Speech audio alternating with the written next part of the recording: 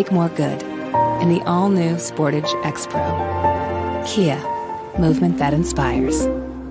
Quaker Steak and Lube is throwing open the garage doors and setting up the umbrellas. It's patio season. Come enjoy great food, drinks, and fun in the sun. There's always something happening at Quaker Steak and Lube, but we're really amping up our event calendars for our favorite time of year.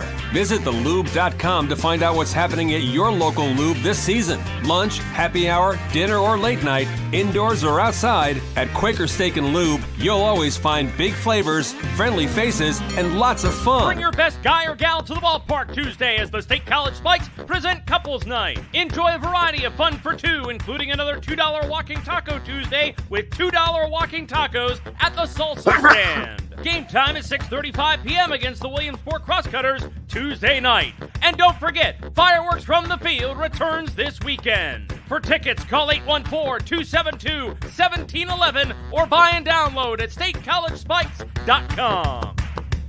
What's the best mid-size pickup? Tacoma. What's the #1 mid-size truck in resale value? Tacoma. Want to get great gas mileage, 4 doors, and 4-wheel drive? Tacoma. Sioka Toyota of Williamsport has over 25 available right now. You can lease a brand new, never-driven Toyota Tacoma for just $379 a month. That's 30 months, $3,000 cash or trade, 10,000 miles a year. This is while supplies last. Buy yours or reserve yours today and see the Sioka difference. And remember, tell them Johnny sent you.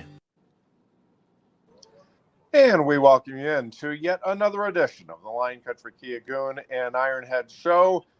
We are each in our respective homes, I believe, today.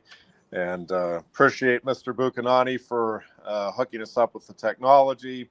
I couldn't get my technology to work right, so it's not quite what we should probably have on my end here from a quality standpoint. But we're going to make do and roll with it. Rather comical. The technology bus ran us over a long time ago, buddy. Oh, I'm telling you, Goon, it is awful. I'm trying to get a podcast going on another front here, and you would think that somebody that's been in the radio industry for going on 40 years here would have a little better sense of how to get the doggone stuff to work, but I don't. So speaking of that, how was your reunion? I know we haven't seen or talked to each other in a month, it seems like. Yeah, absolutely great time. We really do have a great class, and it's been kind of fun to see over the years as everybody continues to get older. Talked with a few people that I mean, we were all pretty friendly in high school. There wasn't, at least my experience was that there wasn't a lot of, rivalries or anything like that. But it's been interesting over the years. You get to know different people that I was fine with in high school, but it wasn't like we hung out or were real close. And then, so I always enjoy that. And it's always nice, obviously, to catch up with people that you only see at the reunions, but that you were tight with in high school. And there's a few of those. And always a little bummed. There's a few people that I was tight with in high school that have never made it back, and that I've just I've lost touch with, haven't talked to in some cases since graduating from high school, and in a lot more cases from Penn State. So it's always a lot of fun, though. 87 graduation, so 85 and 86 were some pretty damn good times in State College, Pennsylvania. I know you weren't a Penn State student, but you were living in State College. Oh, yeah. I was watching some old Penn State games last night on the Big Ten Network. Did you see the games that were on? I didn't see last night. We were talking about, I did see the Penn State day when they were, showing, they did a lot of the 86 stuff. And then I just saw they did another thing on the 86 team on, I think it might have been ESPN, or it wasn't the Big Ten Network, but so I've seen a lot of the that 86 team in the Fiesta Bowl over the last week and a half or so. Yeah, we got the 84 Boston College game versus Flutie was on. Oh, yeah. And I remember watching, I was at the game. Somebody, man, I was watching it last night, man. What a difference just the game has become. It's just insane. My sisters, it's just funny, and you're going to have the same answer I am. And like my sisters, one of our friends from that we had grown up with, who lives way out. She lives out in Michigan now. She's like, she sent us all, my brothers and sisters, a message last night on Facebook and says, I don't know why the hell my husband watches games that he knows the outcomes to. And I said, because you're going to pick something up that you never thought you'd see before. Yeah. And I forgot that Romanowski had played for Boston College then. Yeah. And he was a hell of a freaking player, man. Hell of a player. I mean, obviously in the pros, but even in college, he was really damn good. And it was cool seeing those names. Kelvin Bryant was out there, and he was a USFL player for the Philadelphia Stars. I remember the name very, very well. Yeah. It's just cool seeing it. My sisters are like, I don't get it. I don't get why you can watch something that you have seen before, you know the outcome to, and I'm like, one, because my brother's playing, and two is because you know you're going to see something that you didn't understand when you were 10 or 12 years old.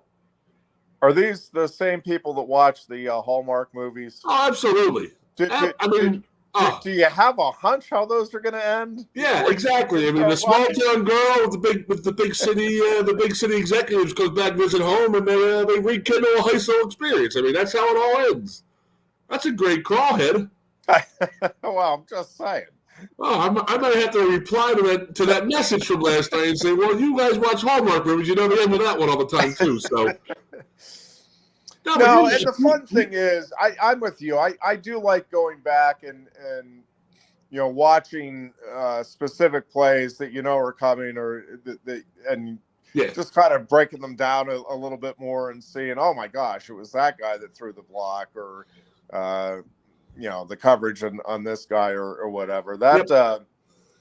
That Fiesta Bowl in '86, we spent a good bit of it. I won't rehash it much here, but because we spent a good bit of time, Booch and I did last week talking about it. But it really was just such an impactful game, not just for Penn State, not just for Miami, and still love the fact that is the game.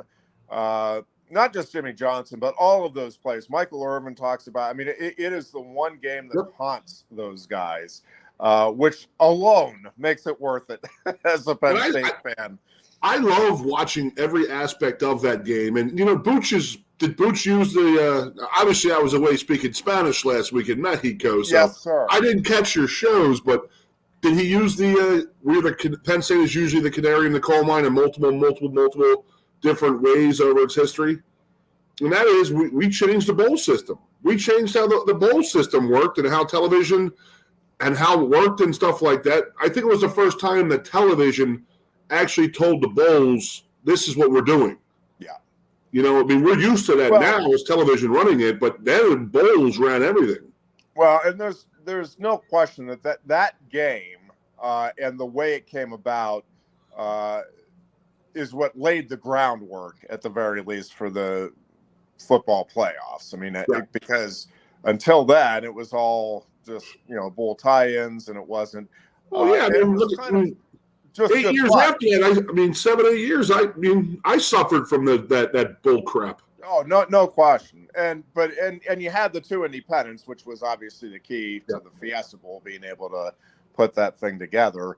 And it was kind of fun just listening to the retrospectives on how that game came together and kind of the pressure that was put on Jimmy Johnson, because I think his preference was to not play Penn State, but he felt like he was kind of cornered, I think, with the public pressure. And it's like, well, if you guys are the best, why would you not want to play? Yeah, they mentioned that on the Big Ten Network thing, the '86 season. They said that they were releasing articles challenging, and then that's how you get a guy like Jimmy Johnson. That's how you get him to join in, is you challenge the guy, and he's a tough guy, and he's not going to back down from a fight. So he's sitting there saying you're afraid to play Penn State. He's going to get pissed off and say, okay, we're going to play Penn State. Yeah. Well, have you ever talked to any of the players on the defense? Like I talked to Bauer and Shane and those guys, and if you watch and in hearing those guys talk about it, like if you watch that fourth quarter, they were gassed. They were done. And I'm just watching that game last night for the 1,015th time. So when Trey says to me, they didn't get the defensive call right.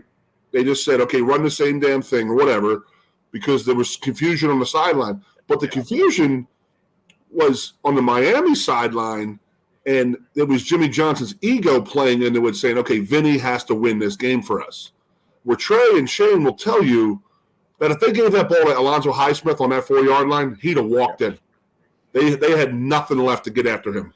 Well, and it's interesting because the in one of the, and I'm forgetting which one it was, but in one of the pieces, Johnson talks about that he did want to run the ball, and Vinny kind of talked him out of it. Yeah. Vinny's the one that's like, no, I'll throw it in, and they're like, well, so he kind of acquiesced to the player in that case, and obviously turn around and bit both of them pretty good. But there's just so many things, and we talk about this all the time, Goon. It just is.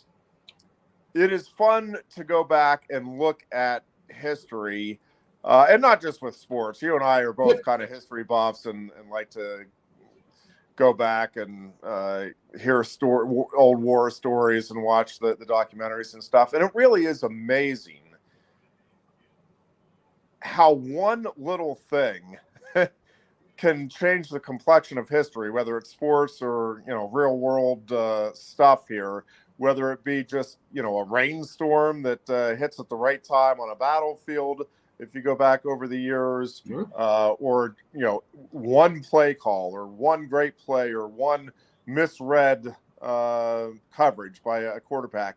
And all of a sudden, I go back to that Tom Brady thing, his looking back at his career, and he said there's no question the Fumblerooski thing changed everything for him. I mean, if that call is not overturned in what everybody, including Brady, he conceded at the time. He's like, I didn't think it would be I'm sorry, the tuck game. But if that call is not overturned, there's a very good chance that Drew Bledsoe's your starter next year for the Patriots. I agree. That's a great call. And who knows then how differently the career. I mean, you'll never know because that's again part of the history of the whole thing. And I've had friends over the years that kind of try to goad me with the Steelers talk of the '70s, and it's like, well, if it, Terry Bradshaw wouldn't have won 4 Super Bowls if he was we'll never know because he was on that team and he was the right quarterback for that team. Could other quarterbacks have had that success? Yeah, probably. But again, that's part of the history. Great scenario. It's a great question. And how about this? So, if you were historically, the story of the '78 Alabama game that Joe he talked about it a lot that he could not get over that loss. Yep. You know what I mean? It cost him the '79 season because they were supposed to be better in '79. They had everybody back.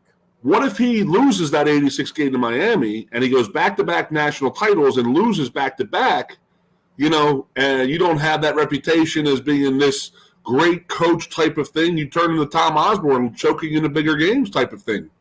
Yeah. It really is incredible to sit down and again, it's kind of fun when you're able to do so, good and bad. Yeah. There were seasons that unraveled for Penn State. I was, and I'm not sure I disagree with them. I'm sure there are a lot of folks kind of laughing at the notion that Penn State would have been a national title contender last year if not for the injuries. But I do think, in particular, the Clifford injury to Iowa. And again, we'll never know. And we talked about it throughout the course of last season. I mean, I don't know how much differently that season would have played out. I no question in my mind, if Clifford's healthy, they win that game, right? Yes, they were for sure. on their way to blowing the doors off the Hawkeyes. And we've talked about it too, Goon, a lot over the years. And it's kind of fun, just to bring it back to a very local, small level. But I've maintained ever since I got into sports broadcasting that confidence is just such a big part of sports, and it can come and go quickly, right? Yeah. You get, you think about a boxer and you get one big knockout and all of a sudden, hey, I can beat anybody in the world. You get knocked out and it's like, holy crap, I don't know if I can. And you got to play that mind game with yourself. And, the great quarterbacks, the great cornerbacks, the great wide receivers, you drop a ball, you throw an interception. The great ones have that ability to, that was silly. That was a mistake. I'll easily overcome that. And you get right back. And, in that particular game, I think it was going back to the Fiesta Bowl. It ended up being Vinny's downfall is that I don't think his confidence was shaken. I do think he was confused. And George Paterno, in that piece in the Big Ten Network tells Stan Savran at halftime, it's like, Vinny doesn't know what's going on. No idea what's going on. Not see what Penn State is doing.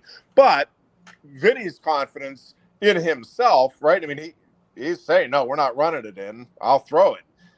And it cost him because he was overconfident still, even after the 4 picks previous in that game.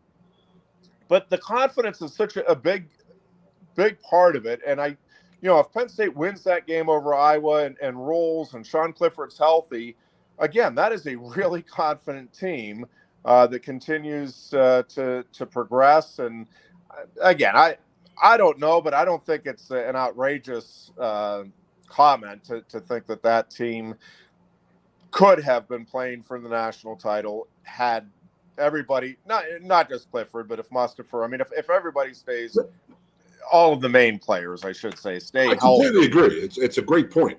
Yeah, and it's, but again, and it doesn't do any of us any good. I mean, it's we'll never be able to prove it one way or another.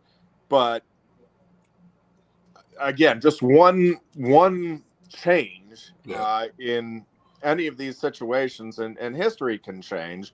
And when you talk about sports, Goon, it's, again, a lot of times it's a missed basket. It's 1 yard that you get or don't get during the course of these games that ends up being the difference maker. You sit back and it's like, okay, and just like the Tom Brady's legacy. I mean, it starts with that Raiders game, and if he loses it, he may never have the opportunity to go out and become the Tom Brady that we know now. Great point. You watched that ESPN, the new documentary on Jeter. Now, there's a question right there. You said Terry Bradshaw on the 70s Steelers. Now, if Jeter's on the, Kansas City Royals, does he have that same career? Right. If he's not in New York and not surrounded by all of that talent they had on those teams and winning those World Series, is Derek Jeter?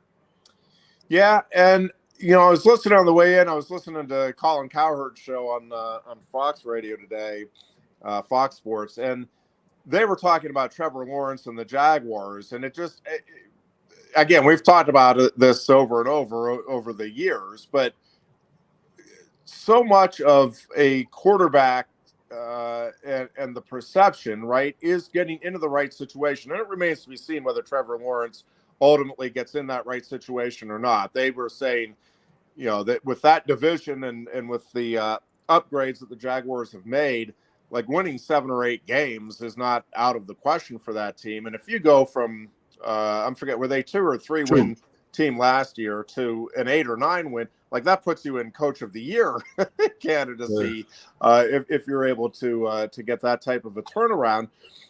But there's no question that part of all of this is, do you get in the right spot at the right time? And, I've maintained for years that if you ask me, for all of the talk of great quarterbacks, and obviously Tom Brady is certainly on the short list of all-time greats, I will still maintain to this day, and I know he has 0 Super Bowls to his name, I am telling you, for throwing the football and leading an offense, there's not anybody I would take over Dan Marino. Yeah. With what he did in the NFL. There are other guys I might take with Dan Marino at same level, but I would be as comfortable with Dan Marino if I'm starting a franchise as any quarterback in the history of the NFL. But I don't think he ever got quite the right situation. with defenses and running games, whatever. But it didn't play out. And then you turn around and you look at some of the quarterbacks who have won Super Bowls, right? And it's like, well, okay. I mean, hats off to them. It's Trent Dilfer. Yeah, well, you can't take a Super Bowl championship away, and that's great for them, and they're part of it. And even the John Schaefer is to me still one of the most fascinating figures in Penn State football history, and I loved listening to him talk about that preseason leading into the '86 team, and how it kind of still eats at him a little bit that some folks, he had to earn his job. A lot of folks were saying, including the coaches, weren't sure that he should be the guy. And the Kisner was winning all the public polls and all of that. And I do wonder how much at the end of the day, Goon, and it's just kind of one of those funny things, but you know Paterno more than I do, but I do think part of why Schaefer was named the starter is that Joe was absolutely determined to make sure everybody in the media and the fan base knew that he was not being influenced by them. Now, I'm not sitting here telling you that he thought Kisner was a better quarterback, but he was going to play Schaefer over him to teach the fans and media a lesson. Yeah. But you cannot tell me that did not factor into his thinking. He did not like the fact that all of this public pressure was mounting for Kisner. And again, I don't know what degree that played into the decision, but I firmly believe that it was part of the decision-making process, is that Joe felt it was a close enough battle. If he thought Kisner was clearly the better quarterback, even if the fans and media are telling him to do it, he's going to do it. But I do wonder how much of that decision was just Joe saying, screw you guys. My program, I'll make the decisions. You're not telling us what we're doing. That's pretty good. I'm not listening to Phil Gross and Mark Brennan that fight on stage or Blue White Illustrated. It's not happening. So it's my program. I'm going to tell who's going to play. And he made the right decision, obviously. No question. John was a feasible, workable quarterback and did everything right and led his team and all, which is all you ask. Joe didn't put the ball in his hands and say, go win this game. He goes, don't lose this ball. Defense is going to win the game. I mean, right.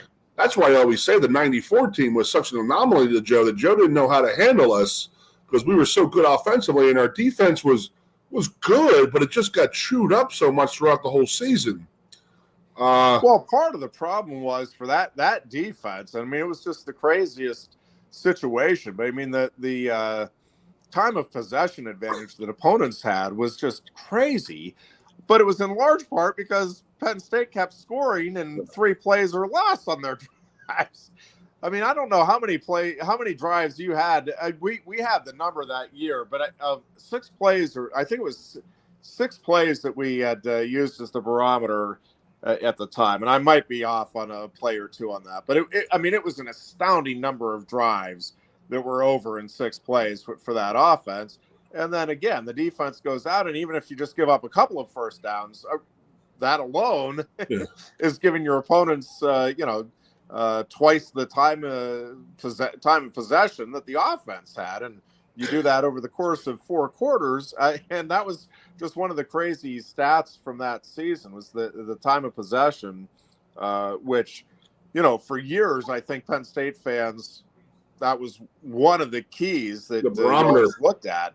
And it was like, well, no, it's completely irrelevant when you have an offense that is this quick strike, can put up the types of numbers that team did. I think I don't know if it was you or I was talking to Booch on one of our shows. We were talking about if you ever want to look up a funny stat, see how many times we punted that year. It was under 40 times. It's like 28 or 30 sometimes we punted the whole season. Yeah. I mean, that's just insane. And I would like to know how many of those were in 3rd and 4th quarters when we had the 2nd and 3rd teamers in. Yeah, I was going to say the first half punts, I'll bet it might not have been more than 10, Goon, for the season. That's insane to even remotely even think about. Yeah, insane. Now I'm kind of intrigued. We'll have to That's very nice. So I got your boys on, man. I'm up here watching the game. I'm getting ready for the weekend here. Buccos Phillies this weekend, Ironhead. You locked out, Ironhead. You're muted. Oh, boy. There he is. There's the head. Yeah, we got the Buccos Phillies this weekend, Ironhead. Yes, we do. We got a little pregame work in here right now, getting some pregame scouting in right here. They're a very good AAA team. They really are. One of in the Pirates' defense, the Phillies will play down to their level, so it's just their MO the last couple of years. So it doesn't matter who they're playing; they're going to play down to their level. So they can play up to the Braves level and the Mets level, but they will not play up. They'll play down to the Buccos this weekend. So, Goon, we were talking a little bit and trying to get Booch fired up about the upcoming season, but we were comparing a little bit.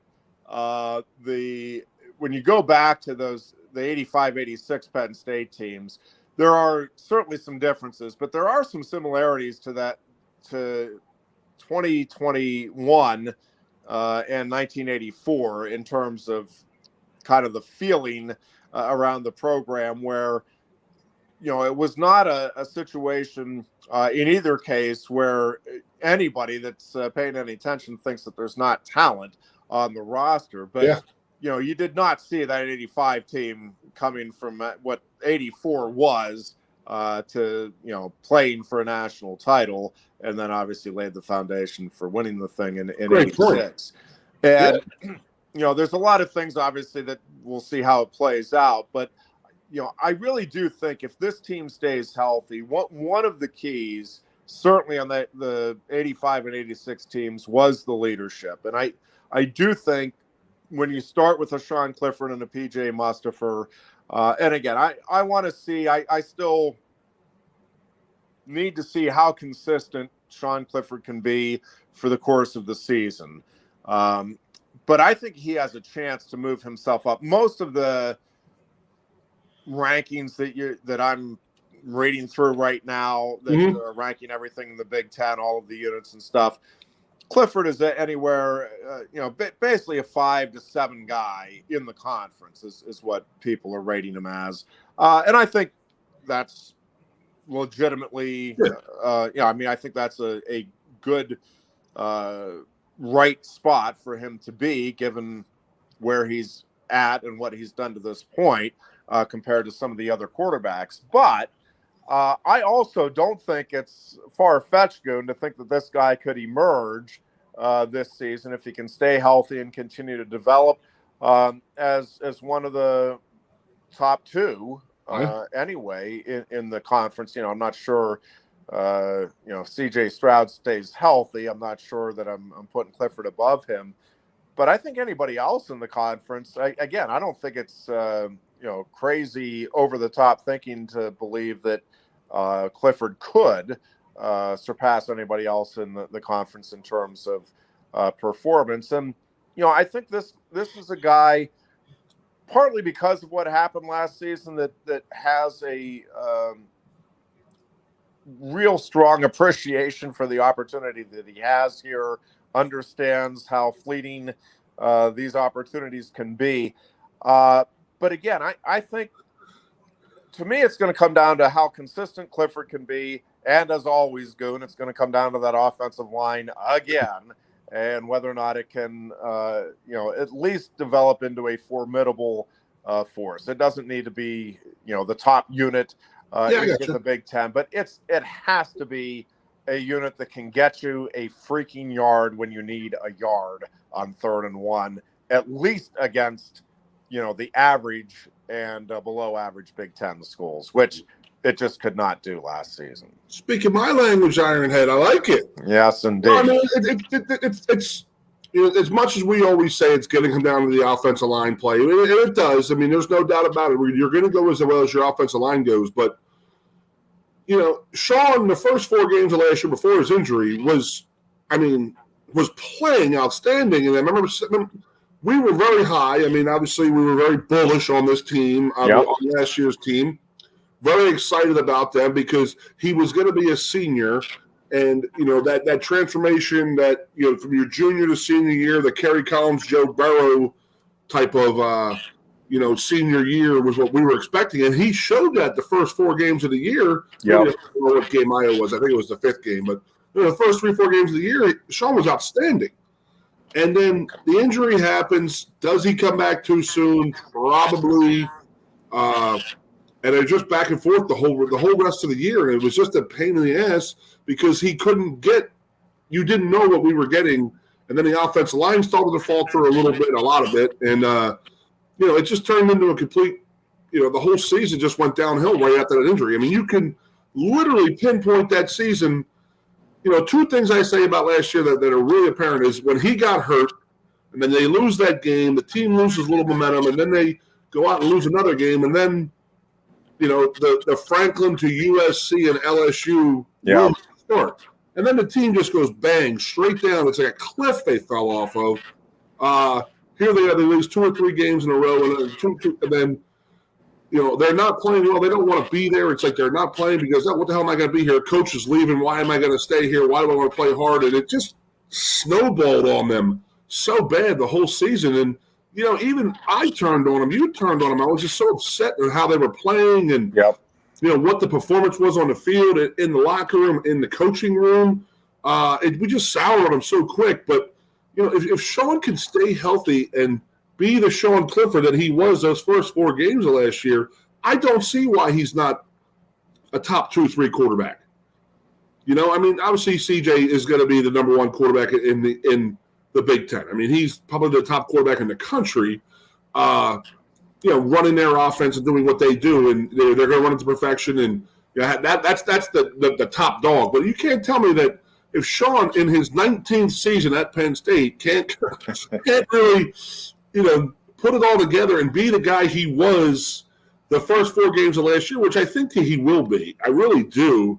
I got to ask you this. Do you think that he's been out and about a whole bunch about this, revenue sharing, player unionized, and he started this company and this and that. He's doing all this other stuff.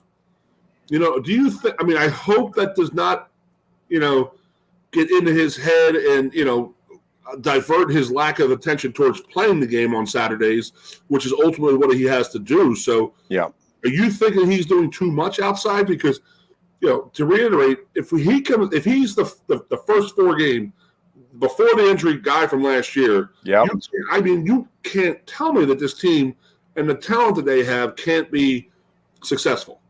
Well, and to that end, Goon, I think it's one of those situations. When you go back to Trace McSorley, one of the real great attributes from McSorley, and this is going to sound like a backhanded compliment, and it's not.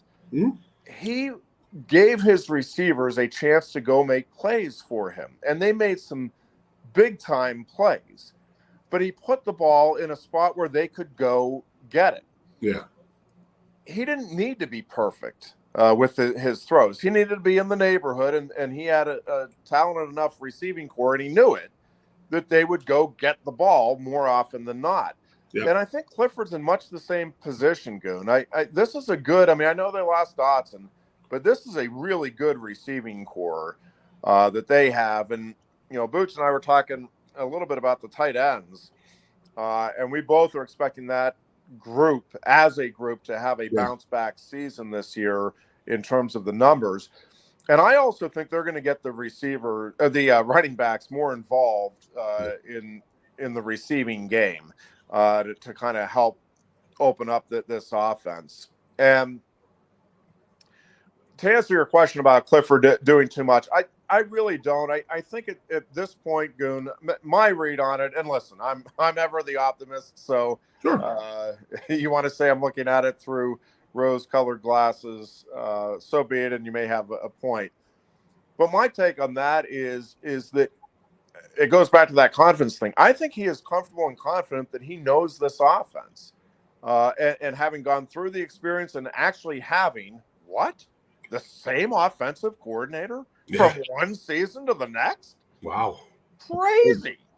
I think that is allowing him to feel like listen, and it's not that I don't think he's not working on his craft, by the way. Don't misread what I'm saying here either. It's not that I think, Clifford's saying I know the offense, so I can go focus on this other stuff. I think he has a chip on his shoulder. I really do, because I think he believes what Jahan Dotson said last week, and that is if that team stays healthy, and really when we talk about the team, I mean, the Mustipher injury was, I think, bigger than what many of us might be led to believe when you look back on it. But I think even with the Mustipher injury, I mean, Clifford was the key to that thing. If Clifford stays healthy, again, that season plays out much differently. I don't know if they're playing for the national title, but I know they're not losing nearly as many games as they did. They're at least winning the Iowa and Illinois games. I feel very, very confident on those two at the very least. Illinois. So listen, I think Sean has enough of a feel now for what's going on, and he knows how to manage his time. I mean, I have got to believe that this coaching staff knows him well enough at this point that if they're seeing red flags, that, hey, whoa, let's hold off on doing this, that they would be able to rein him in and have some good talks. I don't think that's the situation. I think I think it's an exciting time for as much as we're lamenting what's going on with college athletics. I think for the players, it's an exciting time, right? And it's a neat time to get involved in all kinds of different things, including the NIL opportunities. But I think being active in all of that and having one of the leaders of your team be active in all of that, I think can be a really good thing. I think it can give the other guys some comfort and confidence that, hey, this guy is looking out for us as well as himself, and trying to make sure we're going to capitalize on the opportunities on and off the field as they come as best we can. And so I think that's again, that's the optimistic me looking at it, saying I think this is going to be just fine. I'm getting more and more fired up for this season and for this team, knowing that you have a proven. I mean, people are going to say he's not a proven quarterback. He sucks and this and that. I don't think that Sean Clifford stinks in any facet of the game. No, he has done everything. I mean, have we ever figured out what exact injury he had last year? Was it a rib? Was it a back? Was it a shoulder? Do we even know what it was? I mean, I've always presumed no is I think the answer to your question. I always presumed it was rib. There may have been other stuff involved, but ribs I thought was pretty clearly at least a component. Yeah. And then he felt like he was sort of rushed back, that he felt like he had to come back and get back in the game, or he was going to lose his job, and to the detriment of the team, honestly, to be 100% honest. Yeah, I think that's right. So we're talking last year how happy we were for him coming back and being that fifth-year senior. Now he's what is he, a sixth or seventh-year senior now coming back. I'm getting more and more fired up for the year, like I just said, because I think that we have. I mean, for lack of a better word, I mean, how do I say this? That if we were recruiting a 7-on-7 team, we're loaded. Yep. But we still got to block and we still got to make tackles up front. And that's the Achilles heel to Penn State in the last 15 years, I think, has been the offensive line play. Our defensive line has always been competitive and tough, but now we're 2-3 years out from Sean Spencer leaving, Sean Spence, excuse me, going to Florida. So here we are now. And then you mentioned Mustipher. And that's the one I forgot. That's the injury you forget, and how much he is an absolute stud, dude.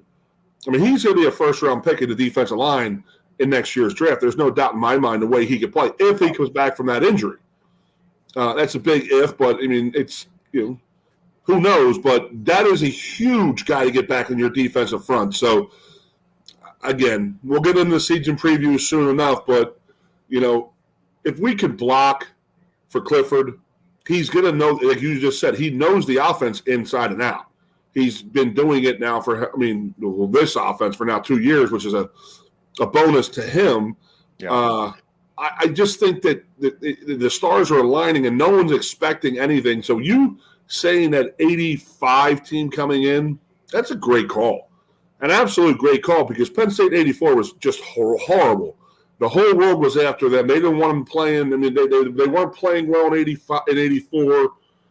Joe played a lot of the freshmen in 83 and 84 and then reaped the benefits of it in 85 and 86. So, are we looking at that type of season with these guys coming back from an off year or down year, just downtrodden? The fans have lost a lot of interest in them. Not a lot of people are too expecting. Nobody in the country is expecting anything from them. Right.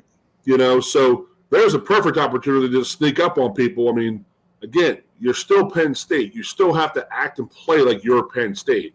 And, having a fifth-year senior, sixth-year senior, 17th-year quarterback is not a bad thing. Well, and again, the optimistic me will point out that Ohio State is rightfully the overwhelming favorite. I think they're the presumptive winner of the Big Ten in 2022. But what team in the conference has given Ohio State more problems than Penn State since James Franklin's arrival? And the answer is nobody. Nobody. Other than Ohio State, I don't think there's a team on the schedule. And I think if you're a Penn State fan, and certainly if you're in that locker room, you're not conceding that Ohio State's the better team or even the better program, right? Like you're believing that you're on par and should have had a couple of more wins over that program over the last 6 or 7 years. But there's certainly nobody else on that schedule that you're looking at right now as we sit here in July. And listen, I think all three of us have kind of agreed that 8-4 is kind of the threshold here. Like below 8-4 is going to be very disappointing.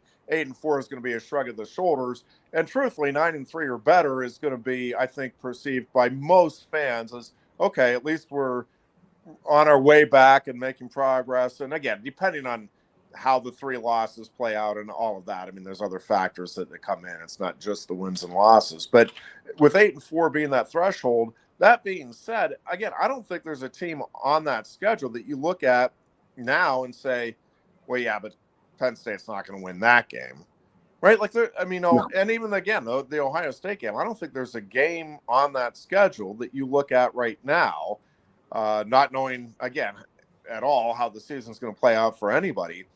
But, I mean, there's not a team that you look at and say, well, that team's just a little too talented, or the coaching matchup is just not good for Penn State, and there's no way. I mean, there's not a team on there that you look at and say it's just not going to happen. Yeah, I don't know what I was reading today or where I read it, but they were giving percents of Penn State victories against the 12 opponents. Yep. And it was like 37% victory chance against Auburn. And I'm like, oh, what the hell has Auburn done? How did they improve so much in a year that they're to the point where that they're so much better than Penn State? I mean, that's how people are looking at Penn State right now, in my opinion. Yeah. Yeah, and I mean, listen, going into Jordan Hare is not an easy task, and I think that probably factors in as much as anything. But, yeah, I don't think you look at that Auburn roster. And, again, I'm not sitting here telling you Auburn can't win that game. Sure. It's certainly not crazy to think that Auburn is going to beat Penn State at home. But, again, to me, it's not a game that you look at and say, holy cow, Penn State shocked. There's no way. Yeah. Right. It's like a game that, boy, that'd be a nice one to get on the road. It'd be a big win. And I think a loss there in and of itself is not devastating to the overall picture here for Penn State football. Yeah. But again, I look at that schedule, and there's just not a game on there that you feel like Penn State is just going to be overwhelmed by. Again, Ohio State, obviously, a very tough matchup for anybody. I've seen there seems to be a growing momentum that the Buckeyes are the team to beat period in college football, not just the Big Ten. And most of the projections I've seen, it is either Alabama or Ohio State that people have winning. Wow, that's shocking. Yeah, I'm hoping we get some new blood in there, Goon, and like a Clemson or a Georgia could sneak in and mix things up in the playoffs. It's unbelievable. Oklahoma really step up a game and they get a shot at it. So, I just think the national feeling about Penn State is so down right now that I'm okay with those first 2 games are so important. First 3 games, excuse me. Purdue was a huge game. Get off the schneid. I'm okay with that because we talked about it out the wazoo last year of going out to Wisconsin, that opening game, and getting that win. And that's why we got so bullish on that team, because they have how well they played. And again, you get through that game, you got I believe Central Michigan or Ohio, one of the 2. We played both of them, and then we go out to Auburn. So then you got 2 more cupcakes, and then you get into Michigan, Northwestern, Ohio State, Minnesota. Yeah. And then you got 3 or 4 cupcakes, and then you get down into Michigan State. I mean, I'm sort of liking how the schedule is looking, and I like how James opens this season. Let's just say that, I guess.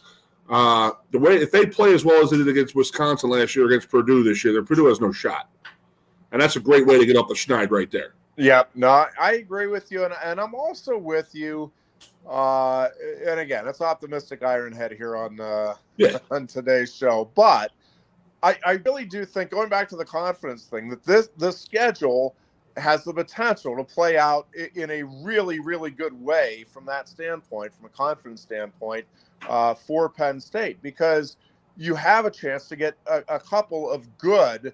Again, Purdue's people aren't going to be overwhelmed even if Penn State blows Purdue out in West Lafayette, but you're going to have the national stage to yourself. You go out there and you win that game, however you win it, you're going to have a good feeling that, okay, I got off to a good start in the conference, got the W, we're off and rolling.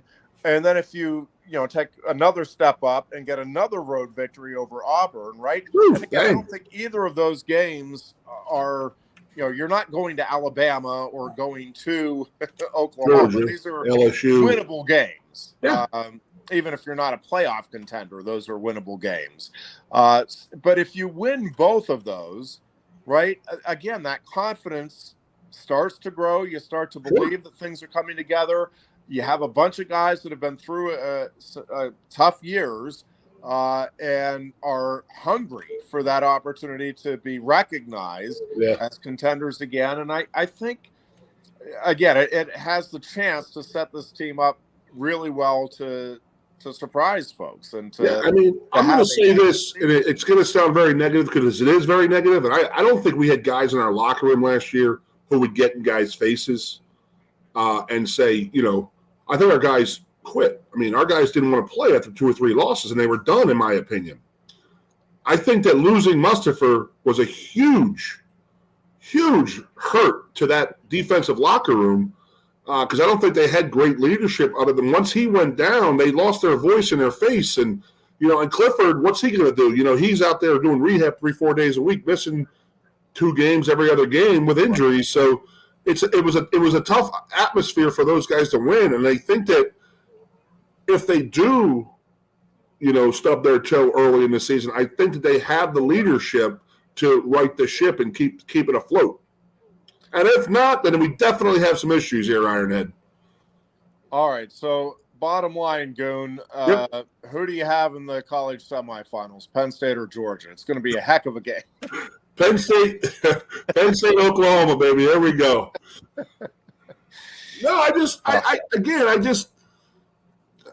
again, it's the blue and white sunglasses that you and I wear, and it's not a bad thing. I mean, I'm as negative as I've ever been recently about this program, about this team, but there is light at the end of the tunnel if things are done right. I mean, I think the guys, they can't quit them. They can't quit again like they did last year. They got to want to play here. They got to want to be here.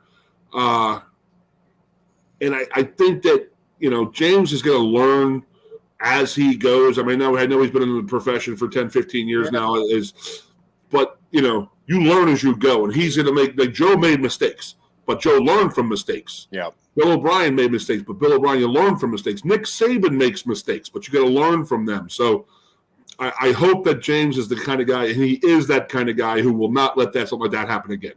Yeah, and listen, I do think this is a pivotal season for Penn State. You cannot have another year like the last two and expect the momentum that the program had to support continue. And again, I don't think you have to get to college football playoffs. I don't think you have to be in the Big Ten championship game. Those would be wonderful things, both, and you certainly would take them. But you've got to show, to me, significant progress. And to me, it's just more about the feeling you have around this program at the end of this season versus what you've had over the previous two that will tell you whether or not Penn State football is on the way back or whether this is going to be a long grind here for a while. I do think this is a pivotal season from the standpoint of the fan base and just the overall scope here of the program and its national reach in a time where you just can't afford to be losing ground in that regard, because programs come and go quickly, and we've seen it where power programs all of a sudden aren't power programs, or somebody catches lightning in a bottle and all of a sudden, Clemson becomes one of the premier programs in the country. We will be back on Thursday with yet another edition of the Line Country Kia Goon and Ironhead Show. Until then, be good and be safe. See.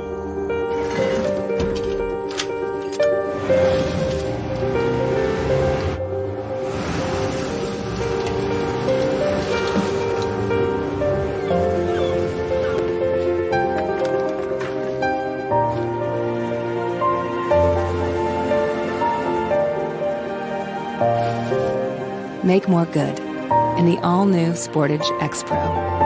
Kia, movement that inspires. Quaker Steak and Lube is throwing open the garage doors and setting up the umbrellas. It's patio season. Come enjoy great food, drinks, and fun in the sun. There's always something happening at Quaker Steak and Lube, but we're really amping up our event calendars for our favorite time of year.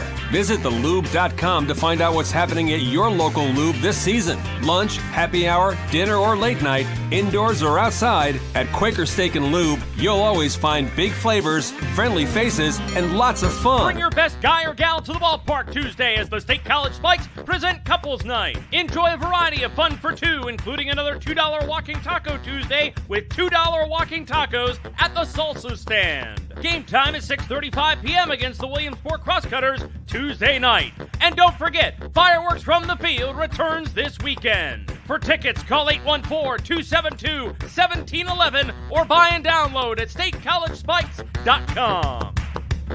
What's the best mid-size pickup? Tacoma. What's the #1 mid-size truck in resale value? Tacoma. Want to get great gas mileage, 4 doors, and 4-wheel drive? Tacoma. Sioka Toyota of Williamsport has over 25 available right now. You can lease a brand new, never-driven Toyota Tacoma for just $379 a month. That's 30 months, 3,000 cash or trade, 10,000 miles a year. This is while supplies last. Buy yours or reserve yours today and see the Sioka difference. And remember, tell them Johnny sent you.